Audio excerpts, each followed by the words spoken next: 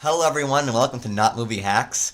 Speaking right now is one half your hosting team, Matt, and to my left is... the trepidatious titular Tyler.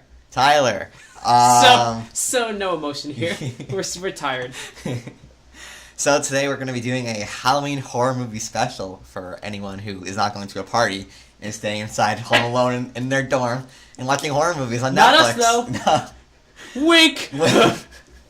We're gonna do this video on Friday, but sometimes commitment issues, so we have to postpone it till Monday.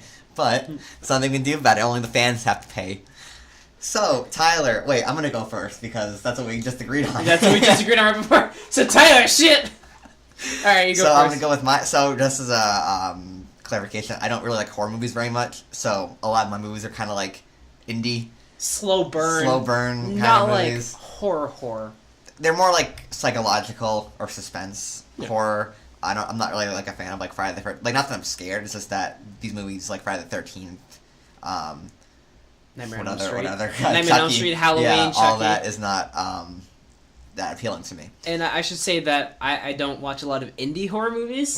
So it might bother me. This is gonna be a good video then. We'll have a lot of. You're the indie. I'm the more mainstream. Yeah. The kind of the bigger. So the movies I'll talk about probably everyone has heard. I mean, I have a lot of I have two movies that everyone has heard of and everyone has seen for the most part. Okay. So we'll have even spread of things. So my first movie I'll be talking about is the first horror movie I've ever seen in my life, and that is The Hills Have Eyes 2. That's the first horror movie I've ever seen. Yes, I was up until last summer with my favorite vacation ever.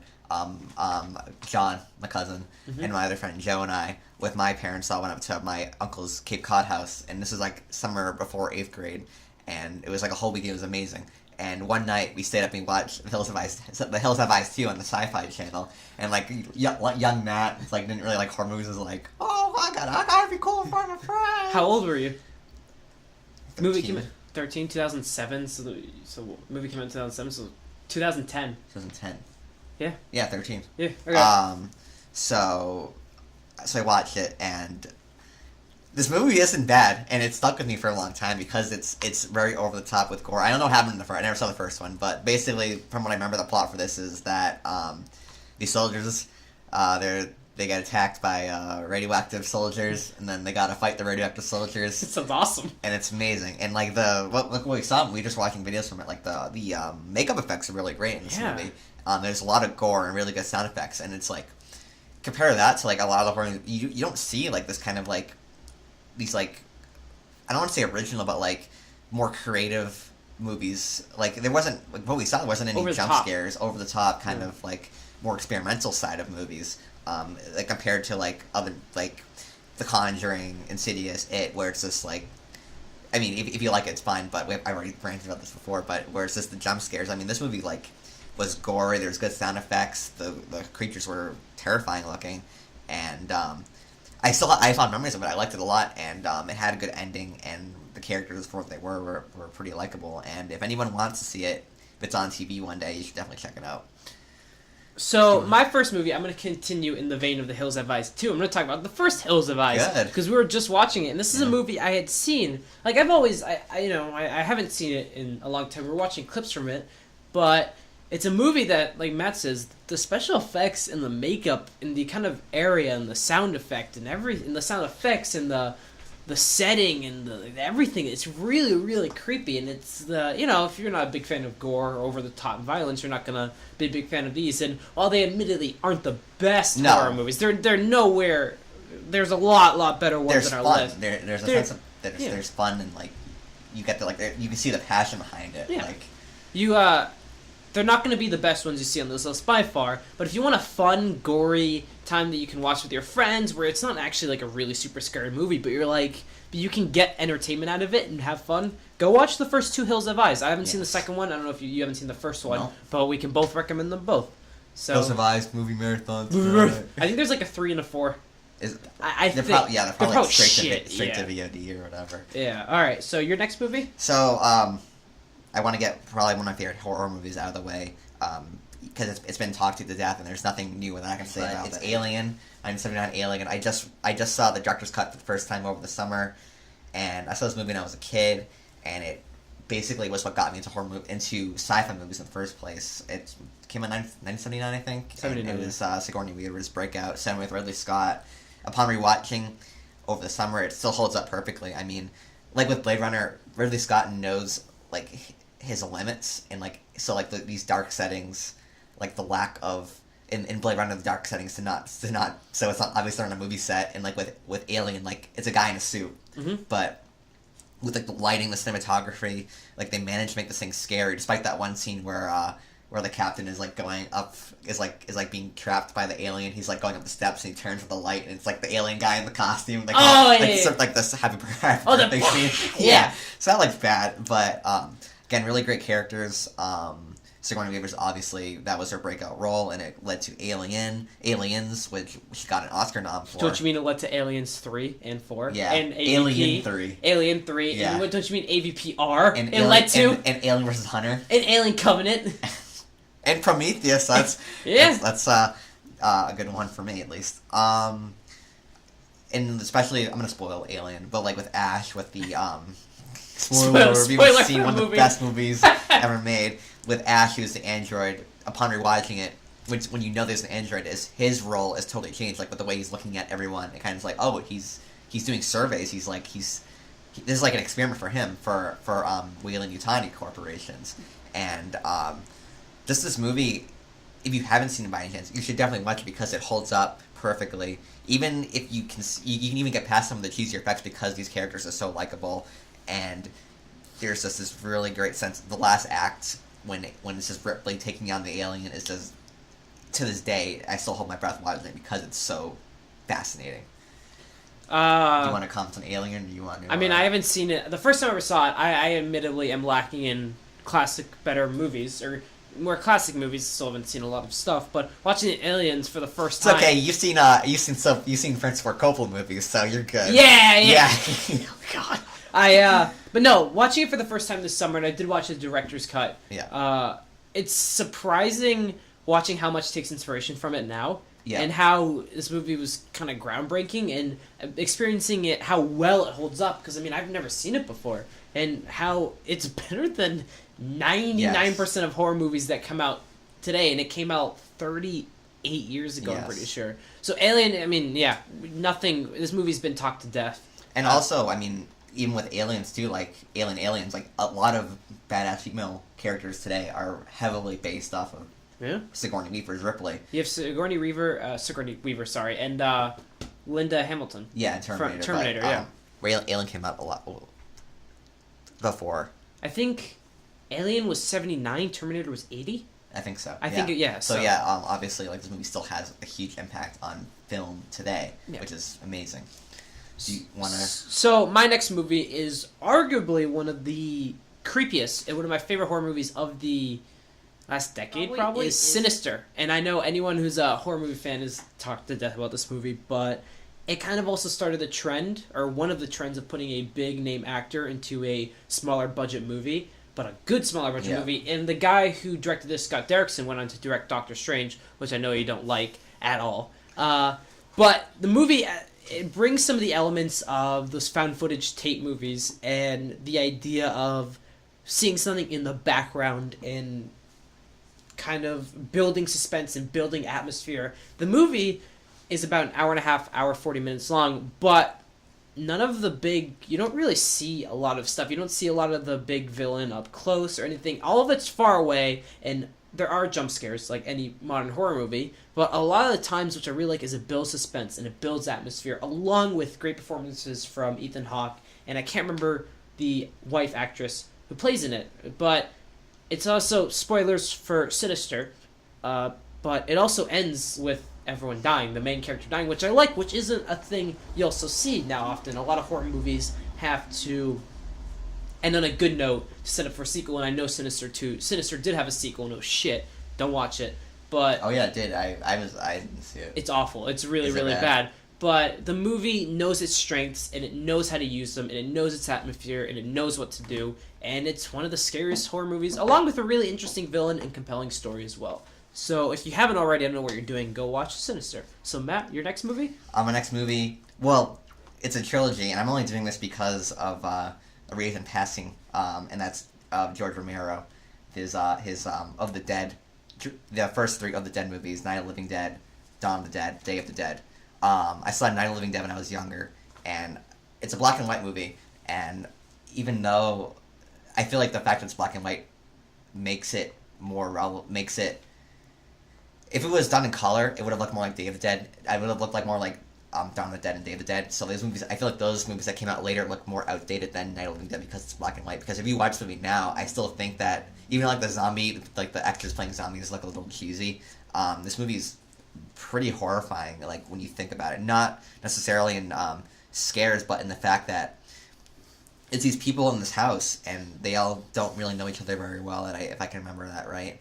And just this knowledge that there's this never-ending swarm of enemies, of slow-walking people that will eat you, coming into your house, and there's nothing you can do about it, is a pretty terrifying, thing they have to deal with. And you see through it like different sides of humanity come out in like movies. This is obviously been repeated in movies later, but I feel like this is one of the movies that revolutionized it.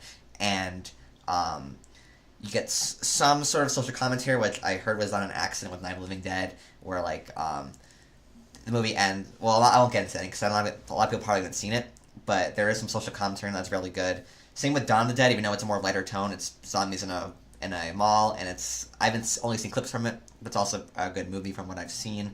A lot of practical effects again, but because it's in color, it looks more outdated than Night of the Living Dead, which Night of the Living Dead takes a more horrific approach to it. And then finally, Day of the Dead, which is soldiers and scientists in a government base stuck together while zombies are all around them outside. Again, more social commentary. They're trying to train a zombie to learn English, which I heard is ripped off in one of the Resident Evil movies. Like they try to teach it. I don't know. What year did these movies come out? Because I've never. I think. Was it? A came out in like the 50s. Really? Yeah. 50s and 60s? 50s, 60s, 70s. I think one came out every decade. Shit. Yes. Wow. Day of the Dead is probably the darkest of them all. But again, it's a great movie, great characters, great zombie effects.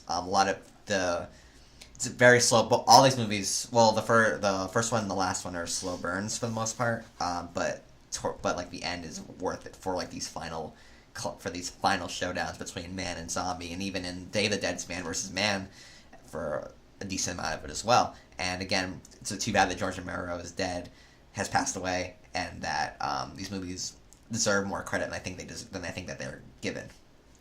All right, so yes, those actually sounds really cool. Yeah. I want to watch them now. I think they're all on YouTube. Really? I watched Day of the Dead on YouTube, and it was great. Right. Again, it's older, but they're great zombie. Like it's like The Walking Dead, but good. All right, how long? I wasn't say how long are Not these super movies? long. I think all of them are less than 2 hours. Really? Yeah. I was thinking 15, 60s. They'd only be 80, 90 minutes. Probably. I don't remember exactly, but you'd like them because they're just good classic movies with good characters. Okay. So this is going to be my last one in the kind of more mainstream-esque horror. I do have 3 smaller ones, sort of, but this one, admittedly, the movie isn't great, but it has one of the best last 30 minutes of any recent, is You're Next. You're Next is a very, very cheesy. The movie's about an hour and a half. Oh my god. The first hour is bad. It is bad setup, bad acting, bad characters, everything. And surprisingly, the main actress is pushed to the side. It's kind of like Alien in a way. Yeah. Like you don't know who the main character is that whole first half of the movie. Which I kind of like because then people start getting killed. If it was done well, I would have liked it. Yeah, if it was done well. But the first hour is characters getting picked off, no real structure, no real... Oh, there's one of the best scenes ever where a character's like, I'm going to make a run for the car, and does an epic music sprint out a door. Yeah. A wire goes up, cuts her throat, she flies back. But the way she runs is what... She's... Yeah. She's like hauling ass like a sprint runner, and then dies immediately, and it's hilarious. But then, one of those shocking turns is now one of the other actresses in the movie, I have no idea her name, but... The Aussie. Oh, she comes out of nowhere and is one of the most badass female heroes we've had in any time. She kicks ass, and all of a sudden the movie gets really good with directing, with style, with action. It's like Adam Wingard, like, dropped in. Yeah, he's like, halfway hey! through, and they're like, Bill him! It's like, we can help him! Yeah. But no, you can tell there's, like, a sudden change in effort in everything in the movie. Like, doesn't, like, a synth score come out of nowhere? Like a good synth score? Yeah. It's like... The movie just gets good after the last 30 minutes. It's a slasher movie. You know what you're going to expect with a slasher movie, but it's a slasher movie with a fantastic ending and a badass last 30 minutes. So if you can get through the first hour, which I mean has some like stupid moments and some like fun kills, and you're just trying to figure out what's going on. The fun kills come later. The fun kills come later. Yeah, but it's just you know, you get what you get. The last 30 minutes are fantastic. I love the last 30 minutes so much that I'm willing to recommend the first hour. So if you haven't, I mean, when I saw it, I watched it on the VR because you're like, watch this movie, it's great. And I was watching, this movie sucks. And then just something happens, and it's like I was so engaged because like there's that scene where like when you realize the hunters are becoming the hunted. Yeah. But this one awesome Aussie lady, and there's that scene where the guy is like in the basement of something, and he stages the lights are flicking on and off, and it's playing like the synth score. It's like, what? When do people start trying? Yeah, people are like, this is awesome. Yeah. And the movie gets smart too. There is one trip I remember specifically where she tricks the one of the hunters coming into the window to look down immediately. Yes. And sees a little nail thing, but he doesn't look like another foot in front of him and steps on the nail. It's one of those like very small, but like it gives a lot about the character. Yes. There's a smart character who knows what she's doing. She knows how to trick and outplay with a great ending. It's Yes. Have you seen The Guest? I have not seen The Guest. Really I've heard good. it's his best movie though. Because Yes, it's Guest is a good movie throughout, but like. I gotta watch The Guest then. Yeah, The Guest. I think it's on Netflix. Is it? I thought they took it down from Netflix. Maybe they did. I watched it on Netflix though, but it's also a very good movie. Okay. It's a lot of action. It's good. I heard Death Note is not good. I heard Death Note is very, very bad. That was directed by Wingren? Yep. Oh, okay. And so was the remake of or not the remake, but the sequel of the Blair Witch movie that came out was also by him. I haven't seen that though. All right, so if you're looking for a fun movie, go check out your next. So your next movie. Yeah. That's it! I'm done! I didn't leave, I just shut the door.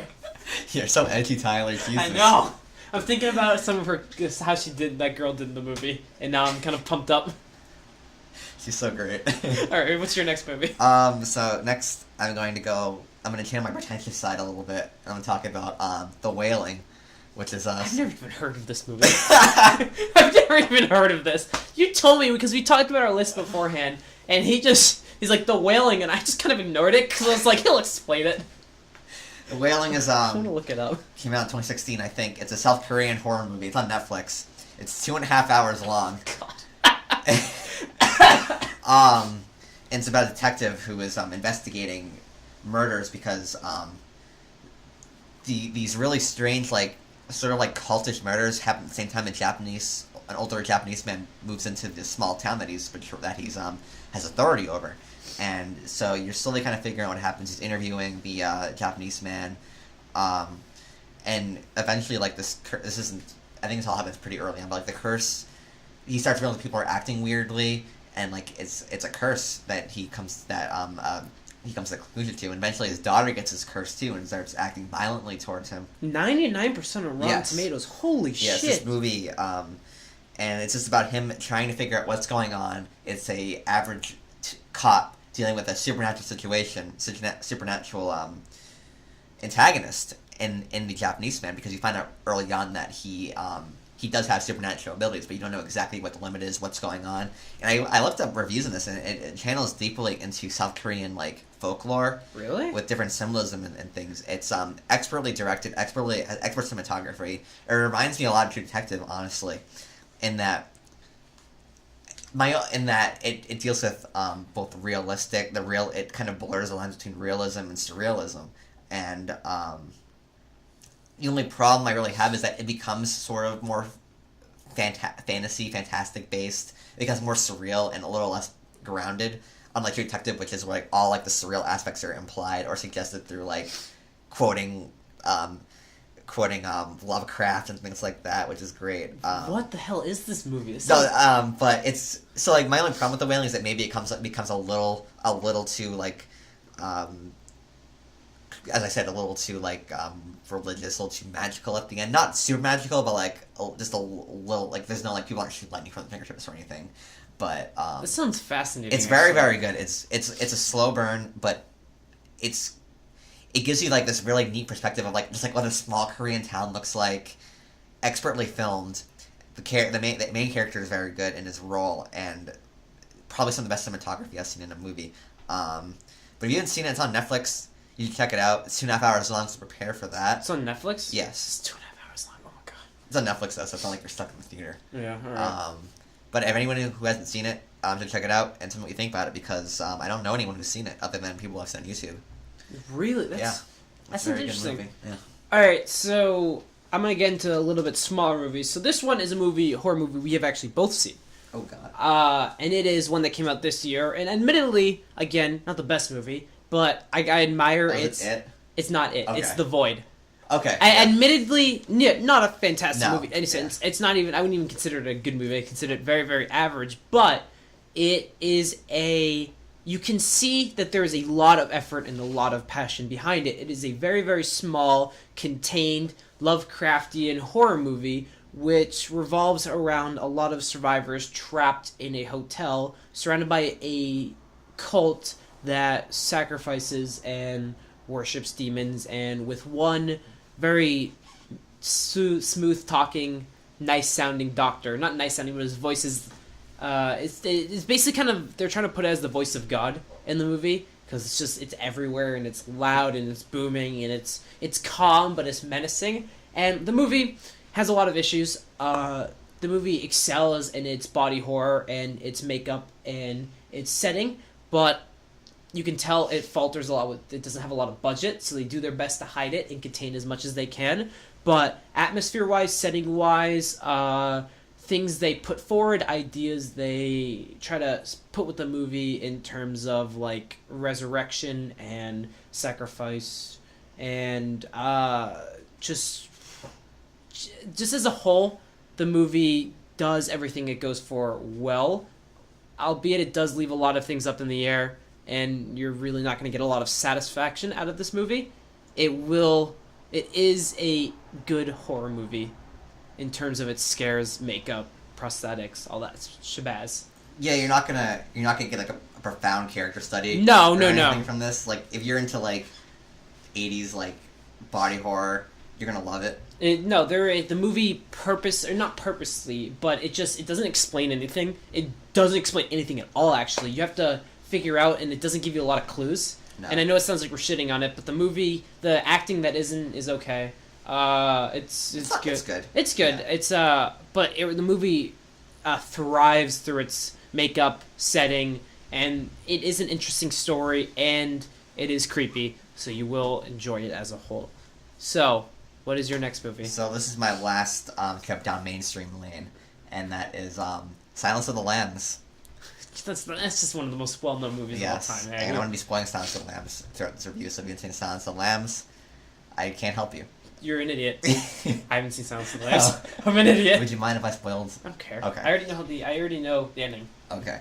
So this movie, everyone knows about Hannibal Lecter and Agent Starling, who's an up-and-coming FBI agent played by Jodie Foster, and she has to solve a case on who is kidnapping and murdering these women in the area, and you eventually find out it's a Buffalo Bill. That's what it sounds like. I'm very proud of you. That was good. Played expertly by an actor whose name I don't know, but he's still alive apparently. I looked it up. Yeah. Because I've heard about him, and he doesn't do anything. I don't think he was in Monk. I think he's in like every episode of Monk. Really? Yeah. Good for him. Is he Tony Shalhoub? Is Billy Bob? Is that not Bill? Whatever his name is. Buffalo Bill. Buffalo Bill. Is he Tony Shalhoub? I don't know. You have to look it up. All right. I couldn't tell you. So again, this movie has a fascinating character, and Hannibal Lecter played like obviously amazingly by Anthony Hopkins. There's nothing I can really say about this movie that will like with Alien. I can't say anything that will shake the ground. Yeah, Ted Levine. Do you want to know a little interesting trivia about Anthony Hopkins? He won the Oscar it's the least amount of screen time ever for an actor. Yeah, to win an Oscar. Yeah, and that's which is amazing because you think like it seems like he's in the movie a lot. I remember I rewatched it over the summer. It's like it feels like this movie is so much more than what he is. Yeah, no, because his face is all over the marketing and everything. But apparently he's only in it for 15 minutes. Yeah, but even though he's in so little, Jodie Foster carries the movie on her own. She's fantastic in it. Going into things I like about the horror aspects of it. I mean, it's more of like I'm more fascinated by like the human side of horror, like how low can a human go to like what is humanity? What is like when people like defy the social boundaries, and it's just disturbing. Like I'm more fascinated by that than I would be in like scary ghost. Is haunting people, and like I mean, it's more like, oh, this guy ate another human, and that's revolting and fascinating at the same time. And again, this movie is smart. It gives you great insights on like criminal psychology. People are just talking, having conversations, and they're fascinating because you don't need to have scares every 5 minutes. You can just have people talking because that's when you care. That's what makes you care about them. So like when the final scene is the final confrontation between Agent Starling and Buffalo Bill is he goes to her house to ask. She goes to his house asking questions because by this point he's pretty sure that he's the one who's been kidnapping and murdering these women and skinning these women, and goes in the house. Buffalo Bill shuts off all the lights, and there's just a scene like a handheld shot of him following around in the darkness.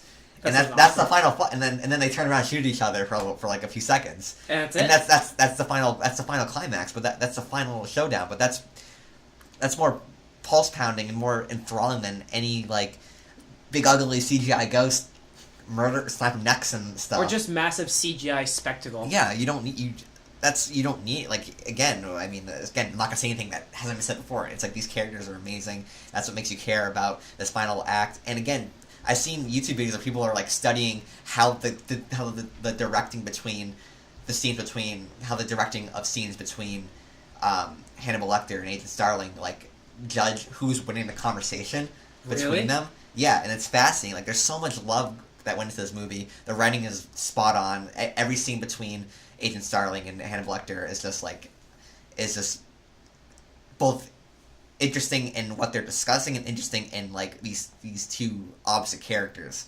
And upon repeat viewings, it just gets better and better in my opinion. So if you've already seen it and you don't remember it very well, watch it again for Halloween because it deserves as many rewatches as possible.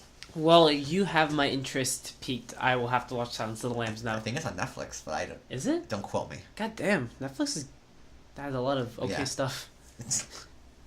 All right, so now next is one of my favorite movies of all time, and it is the remake of the 2008, I believe, either Norwegian or Swedish film Let the Right One In. It is the original came out in 2008. What? The original came out. I believe the original came out, it came out mid to late 2000s.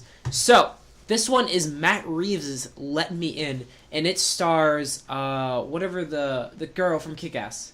Chloe Grace Moretz. Chloe Grace Moretz and Cody McPhee, who plays Nightcrawler in X-Men Apocalypse, and is directed by Matt Reeves, who now went on to direct two fantastic War of the Planet of the Apes movies, or Planet of the Apes movies. Dawn of the Rise of the War, and then the very mixed bag that is Cloverfield.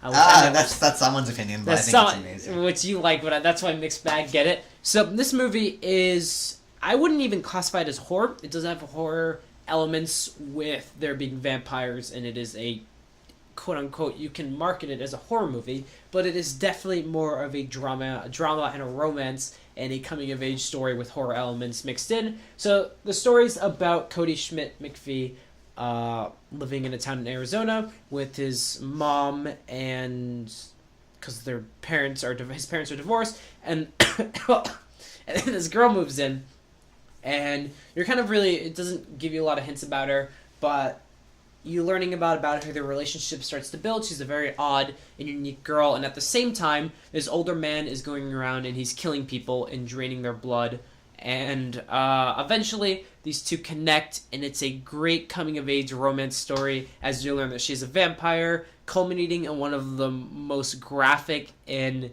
shocking moments I've ever had in a movie at the ending, because I read the book after I watched this movie. That was based off a book. Based off a book, based off a movie, based off a remake. But oh my god, you're right! But the movie is utterly fantastic. Its directing is near perfect. Its cinematography is gorgeous. It's set in Arizona, but it's set in a higher part of Arizona, so you're able to get snow, but this kind of like detached native setting in kind of this rundown area, which adds to the movie and adds to the setting. and it's just overall a amazing coming of age story, along with the romance, along with adding horror elements, along with adding a mystery, and it's just overall, it's one of the best movies I've ever seen. Is it rated R? It is rated R. There is some very graphic and violent. So you read the book. I read the book. What's your favorite out of the original movie, book, and the remake? I've never seen the original movie. Okay. Apparently the original movie is great, but I like the actual movie more. More than the book? The book is really, really, like, fucked up. Spoilers.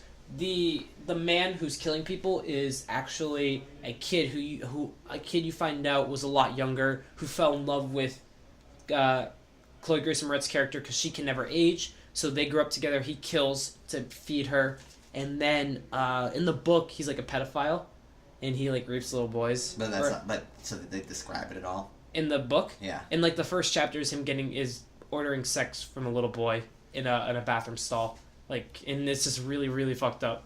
Did you finish the book? I did finish the book. Was it long? It's only like 500 pages. Okay. Maybe like 400. But overall, I really can't say enough about this movie. I don't want to talk about it too much. I know we just basically spoiled it. But go check this movie out if you haven't. I know I'm not talking in depth as these movies as Matt is, because my movies aren't as in depth and as detailed as yours. But if you haven't already, do yourself a favor. Go watch this movie. I guarantee you will love it. Matt, your next movie? So my next movie came out this year. It's on Netflix. Go and check it out. And it is Raw. Oh, yeah. Yes. And it's about a girl who is... Avoid spoilers in this one. I haven't seen it, and I'm going to. Yeah, I wasn't going to talk... It came out this year, so I'm not going to talk about spoilers. Okay. So it's about a girl who is going to veterinarian school where her sister is already at. And she's a vegetarian. Her parents are super strict about her being a vegetarian. But then during her freshman initiation, she is forced to eat a goat's eye, like a bottled goat, like a pickled goat's eye, and things start to happen. She starts to get this urge to keep consuming consume more flesh.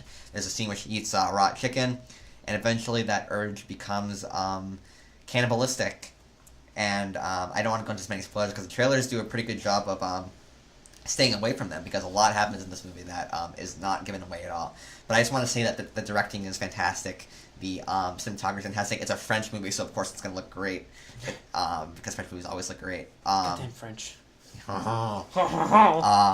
Baguette. Yeah, that's what they say. They just say baguette. They go around and he's directing. He just points a baguette. It's a woman director. Oh my god! Wow, sexist. so visionary. The main character, the lead woman, the girl, I think she's only like 18 when the movie's being filmed. Really? Good for her. Some very great writing. Some very funny at times. There's some really that really builds like I've seen interviews with the director, like she. And her problem with trying to make the main character relatable while also making her cannibal at the same time. So scenes there's a scene where she gets a bikini wax from her sister, and it's very funny. It's disturbing, but it's funny. Okay. At the same time. The writing is very funny, and there's just scenes where she's just being a normal girl, going to a party or something, and there's scenes her sexual awakening happens at the same time as her carnivorous. Oh, it's one of those movies. Yeah, okay. As she becomes more carnivorous, and it's lust for flesh. What's the difference? Eating flesh or what the fuck? So there's parallels between her lust for flesh as in a sexual way, and her lust for flesh in a I'm starving way. And okay, it's on Netflix. This one is definitely on Netflix. Yes, it's definitely on Netflix, and it's only an hour and a half. I like how we always point out how short one of them is an hour and a half. It's yes, just go watch it. I'm not sure if anyone else cares about that. No, as Matt and I have gotten older and more cynical, yeah. we start to focus more on runtimes, and if a movie is bordering on over 2 hours, we sigh a little bit and we get a little grumpy. Just wrapping up my thoughts. I just lost them. You were talking about sexual awakening. Yeah, I was talking about that. How funny it is. It is. I just had my point too. I didn't again. It's unpredictable. It's very unpredictable. There's not really much of a plot. It's just kind of her trying to deal with it. It's very unpredictable in that way. God, I had a point I was going to make, and I just. Oh, the score. The score is fantastic. I've listened to the score outside of seeing the movie. even though the stuff itself is scary, the score elevates the horror elements of it. Like, I literally was watching this in the dark, and like this scary scene was happening, but like once the score kicked in, like I turned the light on and like looked behind me because the score is, it's like a little techno, but it's it fits the movie perfectly, and I think that anyone who it's not for the faint of heart. Grandma shouldn't see this movie. Grandma shouldn't watch this movie. Is there a lot of violence and gore in it? Yes. Okay. Yes, there is. But if you're interested for a bit of a different take on the horror genre, it's not like I just mentioned Silence of the Lambs with cannibals. It's not like Silence of the Lambs at all. It's its own thing. It's a coming of age story, and it's great. So you should watch it. All right. So my final movie is from the perspective of all the people who had to fight Vince Vaughn's character in Brawl and Cell Block 99. All right, now my final movie is The Babadook, and I know we've both seen it, so we can both talk about it. But it's one of those. How long? Like, did you call it that? Like last 5 seconds. Oh right. Because you were talking about violent and gory movies, and my mind now immediately shoots to Brawl and Cell Block 99, and I was thinking about how it must have been to fight him when you hit him in the back with a barbell, and he just turns around and grabs the barbell from you. Yeah. That must be pretty scary. So. Babadook is one of those indie movies. It's not really an indie movie. Everyone has seen it. I mean, anyone who's a horror movie fan has seen it. It is not technically a horror. It's more of a psychological thriller with some of the best performances out of any horror movie since probably Alien. I mean, it's for the main actress and the kid who is purposely supposed to be an annoying little shit. But the mother especially probably could have been Oscar nominated if this movie received any recognition. It was the lady who played Cersei, like the actress Cersei in season 6, right, of Game of Thrones. What? I'm pretty sure the leading lady who played. Remember in Bravos season 6 where Arya had to play she does. Cersei? I think that's the it's same. It's like Lady actress. Crane. Yeah, Lady Crane. Lady Crane plays. Oh, okay. It's the same person, I think. Oh, that's interesting. I did not know that, but you're not gonna find a better. I mean, it might be Silence of the Lambs, but in recent times, you're not gonna find a better psychological thriller horror movie. Because there aren't a lot of actual horror elements to it. Everything is either in the mind of this main character or is being pushed out of the mind and onto the viewer. And it's done near perfectly. If you want a suspenseful movie with a kind of mental breakdown and kind of really, really intense scenes that actually don't have a lot to do with horror, go check out The Babadook. Do you have anything to say on it? I mean, I know you've seen it. It's on Netflix, right? I think so. I haven't seen it. You've never seen The Babadook? No, I haven't seen The Babadook. I thought you have. No. Mark's seen it. I haven't seen it. I could have sworn that you've seen The Babadook. I've not seen it. When I said we've both seen it, you just ignored me. I couldn't think. I was thinking about Raw. I was playing the score and I was like, and I'm like, yeah, Matt, you've seen it too, and you're like, nod your head. Oh, okay. Well, I guess you can't talk about it. You should go watch it. It's expertly made in terms of psychological thrillers. So that is actually. Also, I know it's season 2 coming out. Go watch the first season of Stranger Things. I know you're not a fan of it, but that's a pretty good, interesting, horror-esque TV show. I mean, everyone has seen it, but go watch that. Who am I? Go watch The Strangers. You're 11. She does the whole. Matt's making a dumb face. Matt doesn't like Stranger Things. No. All right, your last movie. So my last movie is, of course, the movie that redefined horror for anyone who's not a mainstream hack. That hasn't seen it. No one's seen this movie. And that is The Babitch. The Babitch! It has a 64% user score. Really? Rotten Tomatoes has the same user score as Suicide Squad. Really? Yes. Fuck, that's awful. Yes. It has amazing critic score, though. 90-something%. No, not like Suicide Squad. Yeah, not like Suicide. The exact opposite of Suicide Squad.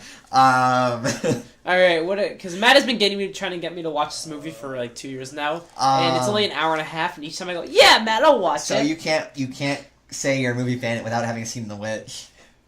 Okay. I'm kidding. No, you weren't. This movie is amazing. It's anyone who's seen it will probably agree with me. That's not actually it's not true at all because it only has 64% user. Yeah, a lot of people don't like it. I know, which is surprising to me. This movie takes place during colonial times in Massachusetts, I think. It's basically Salem. Yeah, it's basically Salem.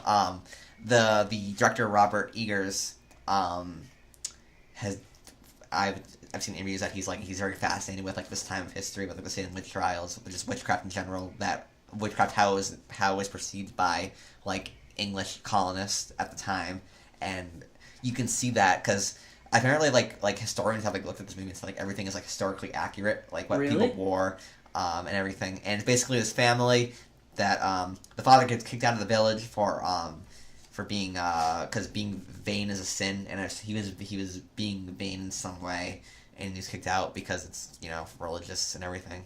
They're Puritans, I think. And so they go farther out. They're in this open land by a woods, and they build a new home. And some time goes on, and they have 2 more kids, and you eventually realize that the main character is the girl Anya Taylor-Joy. That's the actress's name. Was this her first movie, right? This was her first movie. Probably her first big movie. First big movie. She may have had like TV roles or something, like one episode TV roles before then. I don't know. Yeah. She plays Thomason. Thomason? Yeah. That's a boy's name. It's not That's in sexist. times. Yeah. And I just want to say that so this movie is written in like Old English. So like everyone sounds like they're in a Shakespeare movie. They're in a Shakespeare play. Kind of interesting. But like it's especially made like these child actors they're able to say these words and also have some of the best child acting I've ever seen in my life. So like I was thinking for a while on something Stranger Things. I was like, do I just not like kid actors? But that's not the case because I think the kids in Stranger Things are very good. But these kids in this movie they're so believable and so like when the more horror elements are getting out there, like they're believable in that they can still do the accent and still portray horror at the same time, and it's remarkable the way they do this, and especially it's all carried by Taylor Anya Joyce Thompson. She's the main character, and it's cinematography Kubrick-esque. Like it's a lot of right off the bat there's a witch. She murders the little baby. Oh, you don't see it happen, but like you see the baby get all buttered up. Are you serious? Yeah. Oh fuck. But you don't see it get eaten or anything. But you know it gets eaten. But you just see loads of witch right off the bat. But it's more about this family just tearing each other apart. And it's about like these old ideals, like this religious, masculinity obsessed ideals that are taking over this family and destroying it from the inside. As the witches stay outside and like play their little games every once in a while. And like the heart of the film, as I said, isn't Anya Taylor-Joy's character. He's one who has the most evolution. It's again with Raw, it's a coming of age story, even though this isn't like a erotic, consuming flesh in more ways than one. I mean, you consume flesh. They're eating babies in this movie. Yeah, so. but I mean, she's not, and it's about just her trying to break gender boundaries, like without being an SJW about it. This movie's great, and she's defying her parents. And as the movie goes on, and they start suspecting her as being the witch because, because I mean, why would someone want to have a will of her own? She must be a demon or something. And again, acting's great all around. Cinematography's great. Directing is great. It feels like an 80-year-old like directing veteran made this movie. But it's just this guy who spent. But it's just this one guy who's like, I want to make this movie, and he made it. Good for him. So yeah, this movie was one jump scare, and it was very impactful because I was watching it on my laptop, and when it happened, I dropped my laptop, my earphones in, and pulled, really, and like yanked the earphones out of my ears, and it hurt like hell, and it was amazing. When was this? This was over Christmas break. You imagine you sitting in your chair and just. Oh fuck! And it also has the greatest animal in a movie, and Black Phillip. Black Phillip. Oh, the goat. Yeah. Okay. He's so great. Apparently Black Phillip was like an asshole, like on set. Like they were gonna do so much more with him, but he just refused to cooperate with anything. He like bit the lead father actor like several times. Yeah. He's just like, fuck this. What an awesome goat. Yeah, I know. So yeah, have you seen The Witch?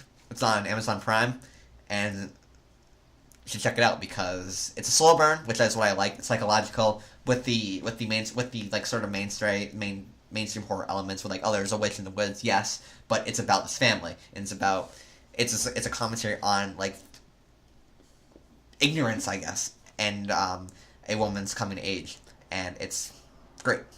All right, is that all the movies you had on there? Yeah, that's all the movies I had on here. All right, so we will hopefully do something like this, maybe every year. We'll have to find more movies. We'll do a Christmas special. Christmas movies. Yeah. It'll just be Die Hard. Yes. It's gonna be I was gonna say that. It's gonna be a Die Hard movie. It's gonna be Die Hard and Not Nice Guys.